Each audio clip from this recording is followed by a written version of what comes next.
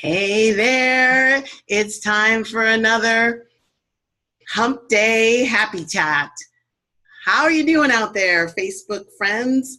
It's Valerie Sheppard. I'm coming to you from Positively Happy to Be Me and happytobeme.net. And I am living happy to be me. How many times can we say happy to be me? Importantly, the ME, it's capital on the title of my book because it stands for Magnificent Essence. And that's what I'm all about. If you spend any time with me, you know that's what I'm here on the planet to do, is to share about that and talk about that and to be that. So it's Hump Day Happy Chat. Okay, so what are we talking about today? So it's a very auspicious day in the spiritual calendar. It is Sri Aurobindo's birthday. August 15th, 1872. Sri Aurobindo was this renowned Indian scholar and spiritual teacher, and he's known perhaps best for his theories on yoga and the divine, living a divine life, love, spirituality. He was a really awesome spiritual teacher, a very prolific writer. Some beautiful quotes. Look him up, you'll see some beautiful quotes. And he also was nominated for 2 Nobel Prizes in philosophy and spirituality. And what I like a lot about his writings and teachings are the parallels that he draws. You know, a lot of high spiritual teachers talk about how all of the world's religions come down to 1 or 2 key principles that are prolific through each one. If you peel back the onion, look behind the curtain, get below the surface, you see this masterful, beautiful representation of love being a divine principle, of oneness being a divine principle. And one of the things that Sri Aurobindo did in his writings and teachings that I really love is that he starts to show this how Indian spiritual thought parallels and connects with other major religions, including the religion of Yeshua or Jesus, in terms of Christianity, and how what we're really here to do is cultivate that spiritual aspect of ourselves. He refers to it as, and many others have referred to it as, the Christ consciousness within, about the consciousness of what Yeshua or Jesus was showing us.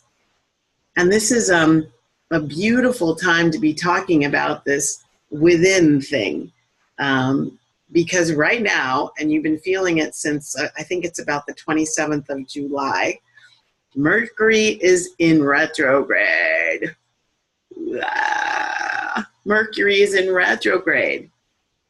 And I'm not an astrological guru by any stretch of the imagination. So what I'm telling you is barely going to fill up a thimble.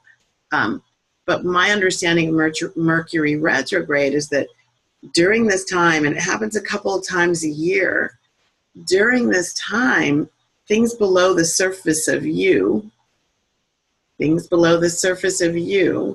are going to come up. And it's going to feel like everything outside of you is slowing down to a snail's pace. And that's on purpose, from your magnificent essence, this higher consciousness of you, kind of giving you an opportunity to slow down and look within. So there's not really anything to do in Mercury retrograde per se. There's nothing that you should specifically do. You can't hurry it up. It's on its own planetary timing. But it is a call to be more awake to and aware of what your higher self, what your soul, what the universe may be speaking to you. That still small inner voice, how it's calling to you. So what, like, maybe you have to be more still even. Maybe it's a patience of settling down, being still in the midst of what could potentially feel like some pretty big chaos, right? Things that look like they were a yes suddenly kind of slow down and look like they're a maybe or a no. Things that were looking like, I got this all handled, it's taken care of, check the box, move on.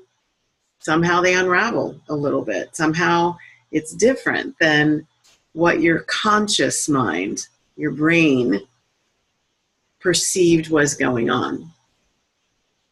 And so in this time of Mercury retrograde and on Sri Aurobindo's birthday, right, this whole, what is your consciousness within, showing you, telling you, calling to you to be instead of do.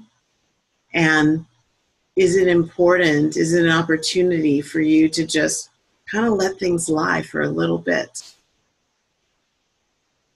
You be still and allow things to be still for this potentially chaotic time to settle down.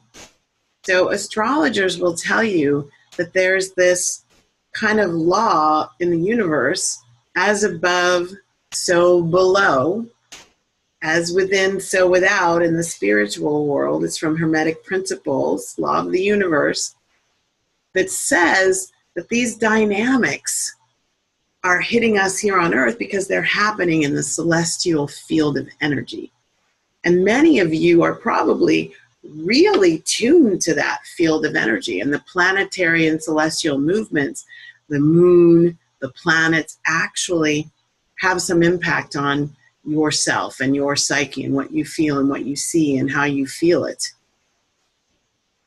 And this principle of as above, so below, as within, so without is really important in this happiness game, in this happiness dance, in this happy chat, right? Because if you're wanting to cultivate more happiness outside of you, guess what? It's got to start from within. As within, so without.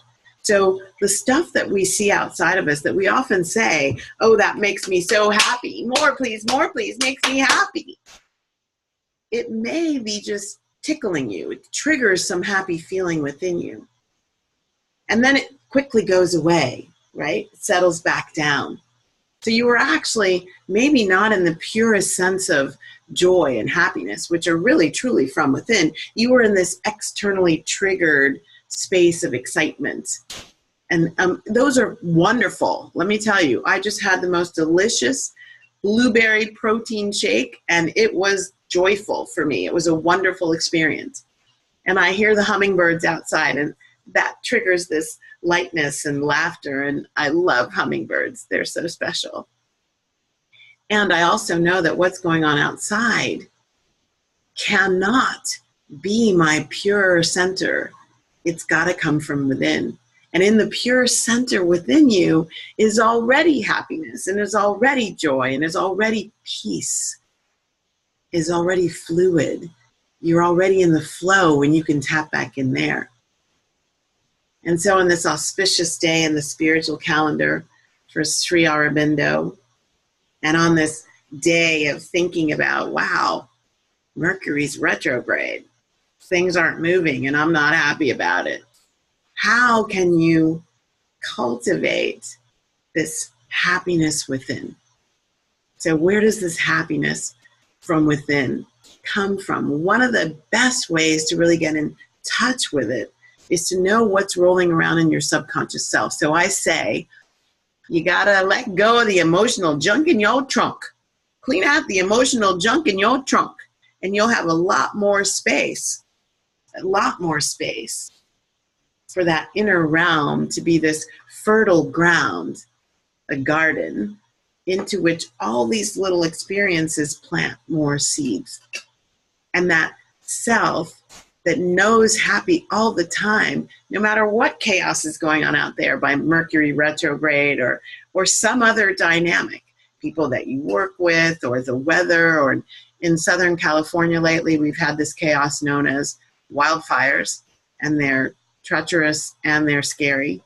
And I've seen the orange glow. I posted a picture of the orange glow not too far from behind my house. And so those kinds of chaotic things can disrupt peace until you know how to go at the peace, go dip into, tap into, turn on by the peace that's always on the depths of you, in the depths of you inside. And so as Mercury stays retrograde for a few more days, we're coming to the end. And at the end of that cycle, there's a little bit of a dip in planetary energy as well. So you want to cultivate this happiness from within you. Go within and listen to the still small voice. Maybe a nap, some quiet time actually opens you back up to peace and joy flowing from within. Maybe more prayerfulness. Maybe more in touch with, I'm carrying some things that are not part of my happiness within. Maybe I'm carrying some resentment. Maybe Mercury retrograde is triggering. I'm stuck in this space where I'm feeling anger towards somebody. It's not moving because this planetary slowdown. Maybe that's a place for you to say, oh yeah, some forgiveness might really support me to tap back in. Maybe a little bit of laughter. Maybe you need to be doing what we do in laughter yoga. Very good, yay! Very good, yay! No matter what shows up. No matter what shows up.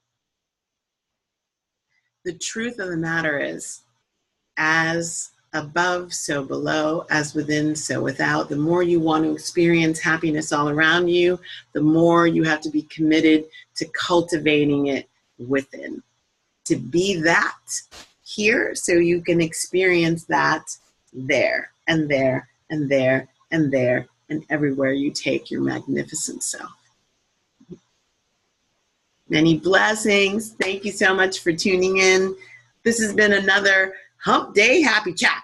Get your happy on by getting yourself inside yourself. Yabba dabba doo. Many blessings. Bye now.